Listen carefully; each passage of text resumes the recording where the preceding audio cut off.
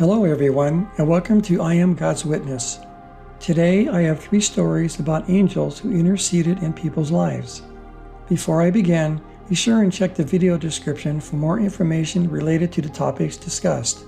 Also, if you like this video, please like and subscribe to this channel. This will help get this content recommended to more people on YouTube. Thank you. Okay. Our first story is from a woman who had an encounter with a beautiful angel. Here's what she wrote. I don't drink and I don't take drugs. I am of sound mind. The following really happened. About 6 weeks ago, after coming home from work, I was very tired, so went into my bedroom to take a nap. When entering, I noticed a strong odor like a heavy musk, but didn't give it too much attention as I dropped off to sleep. After some time, I was suddenly awoken and saw a man standing in my bedroom dressed in a black suit. He had green eyes, and all I can say is it felt evil. He seemed to be looking at something next to me, and I gasped with fear. One of his eyes looked at me, and then he disappeared. The following week, I was afraid to fall asleep because I saw people walking through my walls. On one occasion, I felt something soft and furry on my back. When I turned around on my bed, I saw a large tail running out of the room.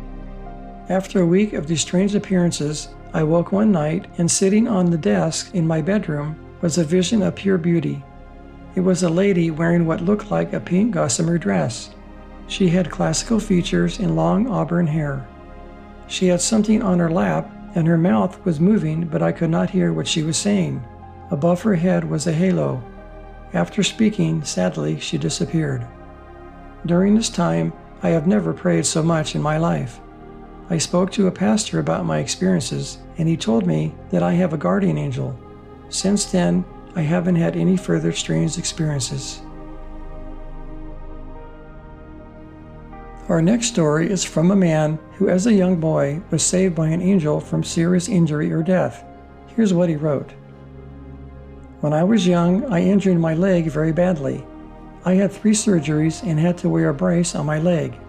My mother had 3 other children to also care for, so at times a Red Cross driver would take me to my appointments for physical therapy. One day after being picked up, the Red Cross driver had to make a stop at somebody's home. She parked on a hill, a great long hill that intersected a very busy road at the bottom. I sat in the car while she went into the person's house. When she was gone, the car suddenly started to roll backwards down the hill. It picked up speed, and I knew I was going to end up on that busy road. I knew I was in trouble, and I was scared.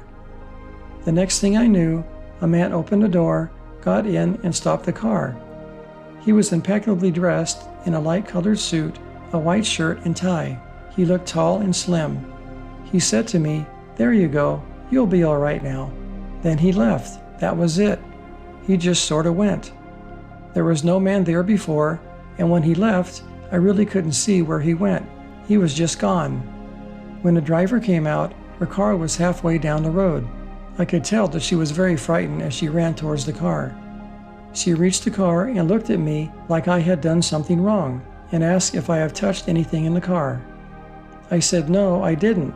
The car started to roll. I didn't know what to do. And then a man came and got in the car and stopped it. After that, I didn't think anything of the incident until I was an adult. As a child, we expect somebody to rescue us, so that's what happened. We don't consider the details. I remember the car had picked up some speed, and somehow this man got in the car very easily. He just opened the door and got in and pulled the emergency brake. Looking back, I definitely think it was Archangel Michael or my guardian angel. In our last story, a woman writes about a heavenly appearance to her father and her while in the hospital. Here's her story. My father was seriously ill and needed an emergency operation.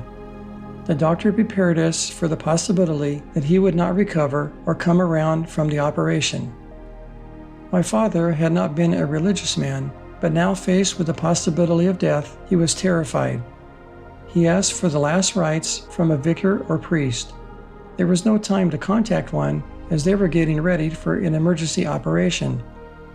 I held the hand of my terrified father and prayed. Suddenly, I was aware of a man standing next to me as large as life. He was dressed in an army uniform and army boots and said that he was a soldier of the Lord. In bold, certain tones, he gave my father the last rites. Within minutes, the nurses arrived to take him down to the operating room. The look of fear and panic on my father's face had gone. I next visited him in intensive care. He could not speak, but pointed to an alphabet chart and spelled out last rites, giving me the thumbs up. Whether he survived or died, I knew his soul was at peace. He did survive, and when he was able to speak, he asked a nurse to send him the man of God who had given him the last rites, as he wished to thank him. The nurse told him he must have been hallucinating due to being so ill. There was no such man, and in any case, he had been in a locked intensive care ward. A hospital staff would have had to see him in order to let him in. She said none of the staff had. I explained that my father had definitely not imagined it, as the man had been by his side and both seen and heard him myself. He had been a larger-than-life character who I and my father will never forget. From this experience onwards, my father has had a new peace about him, and from being very distant when I was younger to now very close to me. I hope these stories were inspiring and made your day a little brighter. If you like this content, please consider subscribing, commenting, and liking this video. Doing so will help get these stories recommended to more people on YouTube. Thank you.